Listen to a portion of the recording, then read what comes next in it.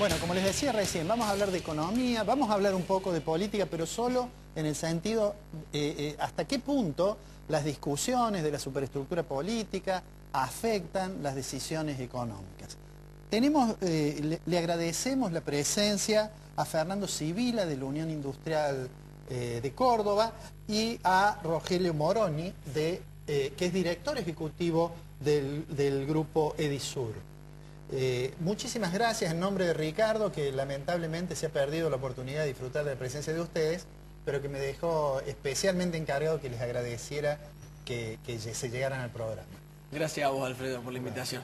Bueno, la primera pregunta es, digamos, es una pregunta generalmente muy amplia, casi obvia, porque según donde uno se pare ve distinta la realidad económica. ¿Cómo la ven desde la Unión Industrial? ¿Cuál es la percepción que tienen, en particular de este último periodo, donde además hay mucho ruido político, diría yo, mucho ruido mediático? Y bueno, vos lo has hecho una muy buena introducción, Alfredo. En definitiva, desde donde uno se pare es la visión que pueda llegar a tener sobre este proceso económico que se viene viviendo en los últimos años. La entidad ha tenido una idea, una visión crítica de algunas cuestiones. Sinceramente hay mucha heterogeneidad en el sector industrial. Córdoba en sí es una provincia muy amplia, que tiene muchos sectores industriales. La verdad es que no a todos los sectores industriales le va de la misma manera. Dentro de un mismo sector hay empresas que le va mejor y hay empresas que le va peor. Entonces hay que hacer un análisis detallado, porque cuando uno por ahí habla de los promedios, como por ahí nos gusta repetir un dicho que, bueno, en el promedio por ahí los enanos se ahogan, ¿no? Entonces en ese sentido hay que tener mucho cuidado, porque si bien es cierto que este año ha aparecido en los primeros comienzos del año una actividad industrial un poco más sostenida que la complicada del año anterior, aunque el primer trimestre, los datos que nosotros manejamos y que seguimos, que son los datos de la Unión Industrial Argentina, marcan que hay una caída del 1%, o sea que si bien está relativamente mes tras mes en términos desestacionalizados, con una actividad creciendo, es cierto que cuando uno lo mide en términos interanuales todavía estamos por abajo de años anteriores. Entonces ese es un primer dato que hay que tener en cuenta, digamos que independientemente de los términos genéricos, los promedios, hay que ver por ahí sector por sector. Lo que sí podríamos decir, Alfredo, que hay un común denominador en todos los sectores, y uno permanentemente va conversando con cámaras regionales, cámaras sectoriales, es que hay un deterioro cada vez mayor de la competitividad de las empresas, y esto va a una cuestión cada vez más preocupante, que es la pérdida de rentabilidad que están teniendo. Y esto, te diría, es un común denominador independientemente del sector en que se trate. Es decir, sectores que le está yendo bien, pero con una caída de la rentabilidad muy fuerte, y sectores por ahí que no le está yendo bien y que por supuesto es mucho más catastrófico. Y en ese sentido nosotros vemos que el proceso inflacionario que se ha venido dando y acentuando en estos últimos años, una de las claves centrales de esta cuestión, que por supuesto va erosionando la estructura de costos, y que ha llevado a que el sector industrial sea cada vez menos competitivo en comparación también con algunos otros socios comerciales de nuestra región. Ya vamos a hablar un poquito de eso. ¿Cómo lo ven los desarrollistas? ¿Cómo ven la coyuntura? Hay como mucho clima de que algunas decisiones de política económica han afectado mucho al sector de construcciones, inmobiliario. ¿Qué percepción tiene usted de este primer trimestre? Sí, yo creo que había que dividir también en las distintas visiones, porque el desarrollismo en realidad es una actividad que vive básicamente de lo que es la venta de inmuebles sin depender de una relación con el Estado en lo que hace hacer obras con el Estado. Y a veces cuando uno analiza estas situaciones de cómo está funcionando, cómo se desempeña el sector inmobiliario, también juegan los que son intermediarios, ya sea las empresas típicamente inmobiliarias, que son las que venden y compran inmuebles, o en Buenos Aires es muy común hablar de la cantidad de escrituras que puede haber. Que ha habido un dato además muy fuerte sobre la caída de la escritura. Sí, yo lo que creo es que en nosotros, por la heterogeneidad que tiene Córdoba, por los diferentes tipos de empresas, hay empresas que se centran exclusivamente en Nueva Córdoba, haciendo edificio en propiedad horizontal, hay empresas que se centran en distintos lugares de la provincia, y hay otras empresas como la nuestra que tienen una gran gama de productos, tanto en profundidad como en amplitud. Entonces, cuando uno tiene lotes, tiene el plan mío que permite captar sectores de la clase media, cuando estamos en Punta del Este y en distintos lugares, la perspectiva es distinta de la que puede tener alguna empresa que está focalizada en un nicho más concentrado. Lo que más molesta dentro de todo esto, evidentemente, la inflación tiene un efecto muy grande sobre aquellas empresas, fundamentalmente que hacen obras de arquitectura, porque tiene un impacto muy grande sobre no saber el costo final que uno va a tener.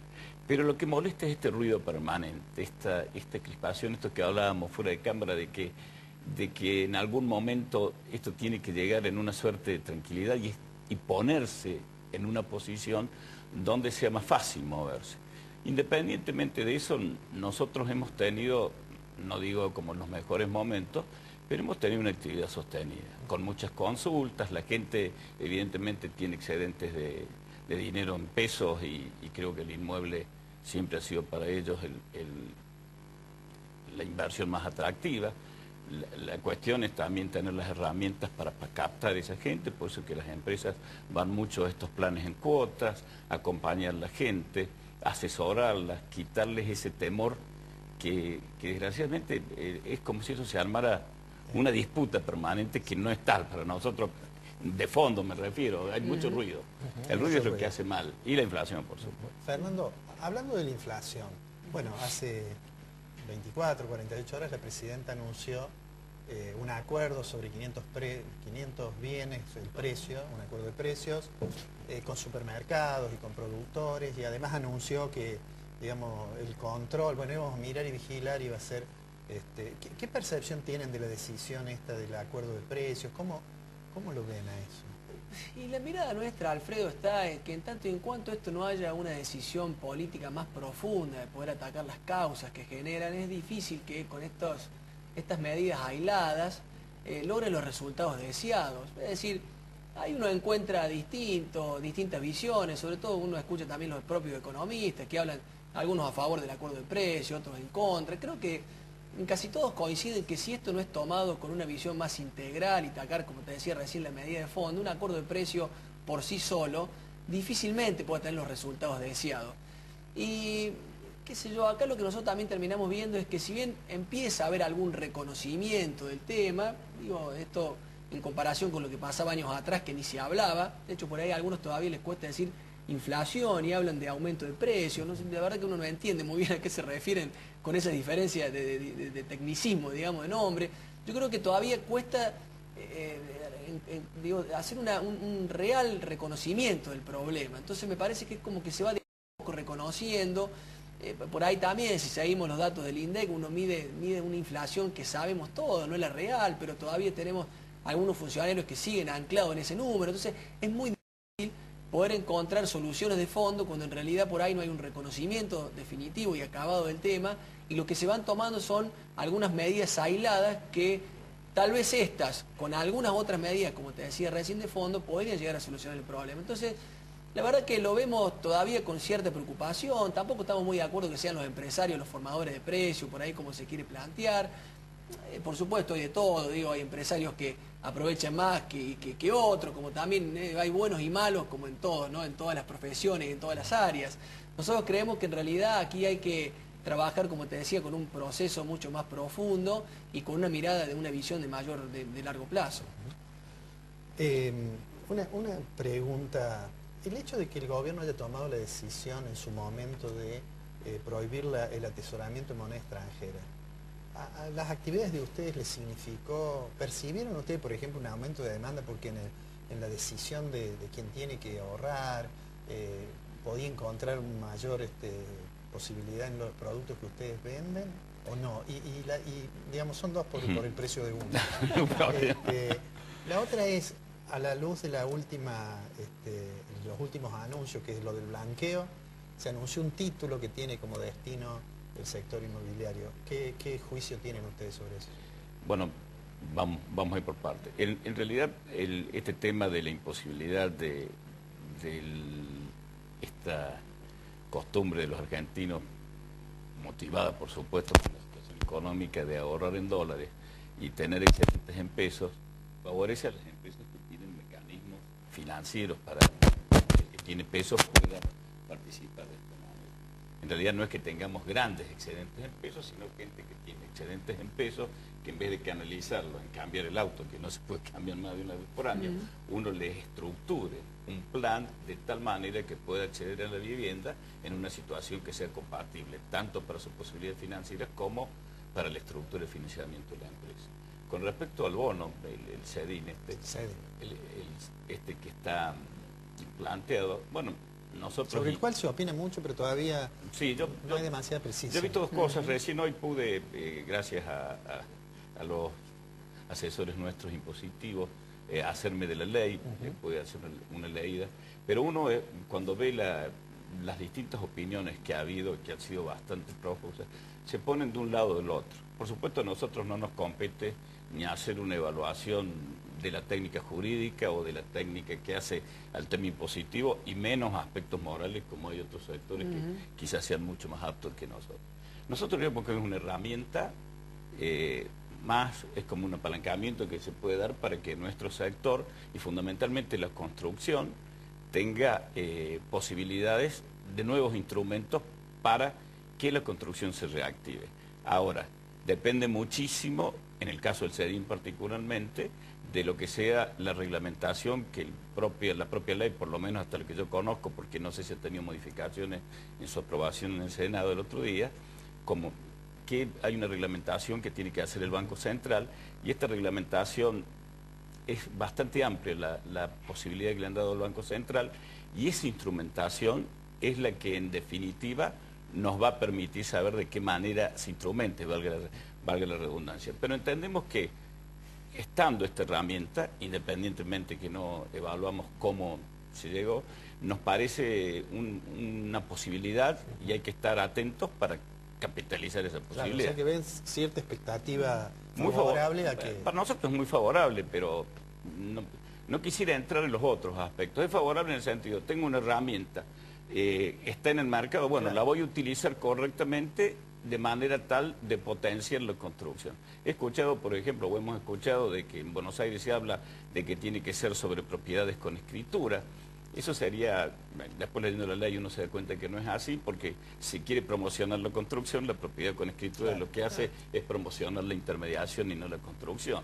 Entonces, esta reglamentación que haga el Banco Central, si se pudiera, creo que alguna posibilidad, las entidades que están en este mercado van a poder aportar su experiencia, y puede ser una herramienta muy interesante.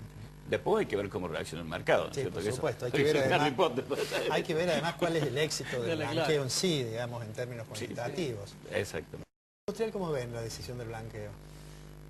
En la última reunión de Junta, Alfredo, del lunes pasado, convocamos a un par de asesores impositivos para que nos comenten un poco. Que recién lo planteaba, no está la reglamentación de la ley, entonces muy poco todavía lo que se ha podido saber y la aplicabilidad que puede tener el sector industrial. A priori uno ve que esto está más atado, con un impacto más directo en el sector de la construcción que en el sector industrial. La verdad que hay lo que en el fondo de la cuestión, más allá de algunas particularidades que hay que identificar bien, bueno, de dónde viene ese dinero, hacían algunas diferenciaciones técnicas de lo que era un blanqueo de un lavado y estas cuestiones que, bueno, habrá que después desmenuzarlo un poco más. Aparentemente puede tener un impacto mayor en la construcción y por ende en aquellos sectores industriales que están vinculados con ellos, sector del cemento, sector a lo mejor del premoldeado, y algunos sectores que tienen, digamos, alguna vinculación directa y que puede generar alguna reactivación concreta. Pero en el resto de los términos, la verdad que, bueno, el planteo un poco habrá que conocer el reglamento, la instrumentación, la reglamentación de la ley, y ver después ahí, analizar caso por caso cuál es la situación de cada una de las empresas y ver, digamos, la factibilidad o aplicabilidad que puede llegar a tener. Bueno, les agradezco, pero le voy a hacer una última pregunta. Si yo le dijera de aquí a fin de año la actividad del sector, de los desarrollistas en general, ¿ustedes tienen la percepción de que se va a mantener más o menos igual o tienen expectativas de que va a haber recuperación? Yo entiendo por los síntomas que tenemos ahora que hay una recuperación, en el sentido de que lo que creemos es que no es la caída que se está viendo o que sale de indicadores que son bastante rígidos con respecto a las distintas facetas que tiene nuestra actividad.